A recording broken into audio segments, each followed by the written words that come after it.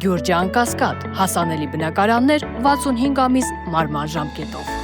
Վերականգնենք մեր կորցրած տարածքները, ազատվենք բռնակալ Նիկոլից, ստեղծենք մեր ժողովրդավար հանրապետությունը,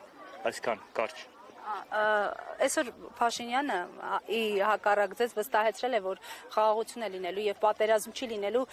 եւ իրենք այսօր հենց այդ նպատակով են իշխանության, ապահովելու անվտանգություն, արդարություն, ինչպես նաեւ նշել է, որ Հայաստանն այսօր անկախ ու ինքնիշխան է ավելի քան երբևէ, այս տեսակետին ինչպես եք վերաբերում։ 100% սուտ։ Ինչու։ Միթե չեք տեսնում ինքներդ։ Որ մի խոսումն է իրականացրել։ Ցույց կասեք, որը խոստում որ իրականացրել է։ Ոչինչ չի իրականացրել, եւ գնալով ավելի վատ են լինելու։ Եթե թողենք ինքը 2026-ին ընտրվի, ավելի վատ վիճակում ենք հայտնվելու մենք։ Ասում են առավել քան երբևէ մենք այսօր պետություն ունենք, ինքնիշխանություն ունենք։ Բոլոր նորից են պետք գնում։ 100% սուտ։ Սուտ խոսան երբեք պետք չի հավատալ։ Ինչ 8 տարին իշխանության գլուխ է, ոչ մի բան չի կատարել իր տված խոստումներից։ Վարչապետի մասին է։ Իհարկե, այսինքն վարչապետ չի, զարթած։ Ինքը զավթել է, վարչապետի աթոռ ինքը զավթել է։ Անօրինական ընտրություններ, թե 18 թվականին,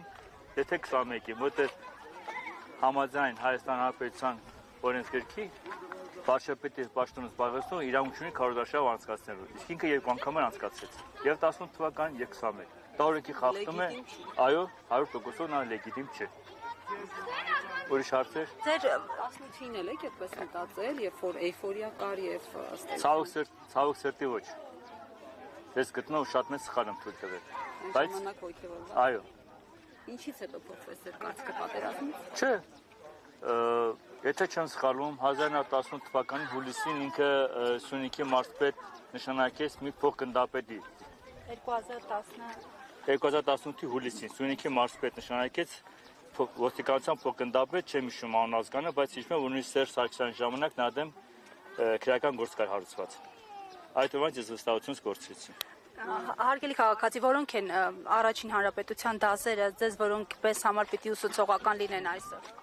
Համախմբումը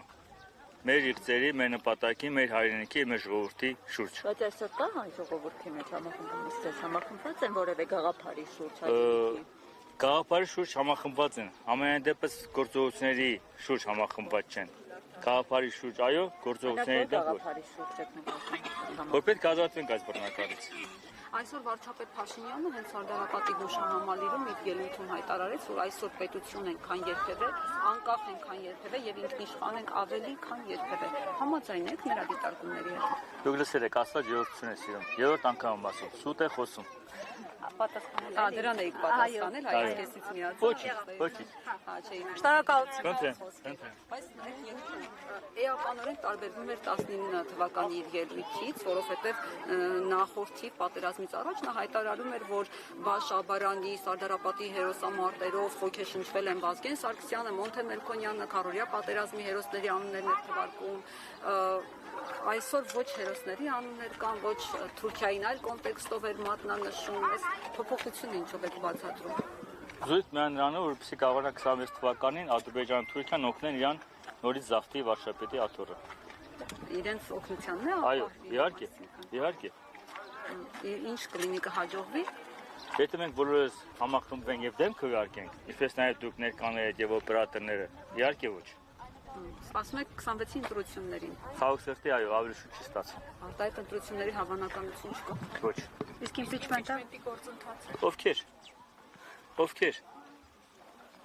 Նույն սանրի կտավն են։ Լևոն Տեր-Պետրոսյան, Ռոբերտ Քոչարյան, Սերժ Սարգսյան, Նիկոլ Փաշինյան։ Նույն սանրի կտավն են։ Ինչու է համոզումը ձեզ մոտ։ Չէ՞ որ դուք նշում եք նաև նախագահների անուններ, որոնց օրոք Արցախի հանրապետությունը կար, երկու հայկական պետություն։ Այսպիսի բան չեմ նշել։ Սխալվում եք, այսպիսի բան չեմ ասել։